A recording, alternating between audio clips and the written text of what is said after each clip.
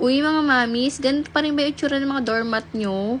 Yung mga old style? Ay nako, palitan nyo na yan. 2024 na. Try nyo itong binili ko sa TikTok kasi napakaganda niya. Bukod sa non-slip na, hindi na siya nakakadulas. Tapos oil-proof and waterproof na rin yan. Para siyang carpet. Ayan, napakaganda at napaka-aesthetic niyan tingnan. Nung una bumili lang ako ng isang piraso nito, syempre gusto ko muna makita yung quality kung okay ba talaga. Then, nung nakita kong legit talaga na non-slip siya, tsaka waterproof and oil-proof, ayan, nag-order na ulit ako ng madami. Gusto ko talaga yung mga non-slip rugs kasi yung sahig namin sa bahay medyo madulas, delikado kasi sa mga bata tsaka sa matatanda. Since okay naman yung quality niya at true to its claim naman na non-slip siya, kaya bumili ulit ako. At nakakatuwa pa kasi mukhang pasado din siya sa pamangking ko. Ayan, kita nyo naman, lundag siya ng lundag. Nagustuhan niya kasi yung texture ng ating rugs kasi para siyang carpet. So ayan guys, kung gusto niyo rin ito, ilalagay ko yung link sa ating yellow basket. Check out nyo na yan! Okay!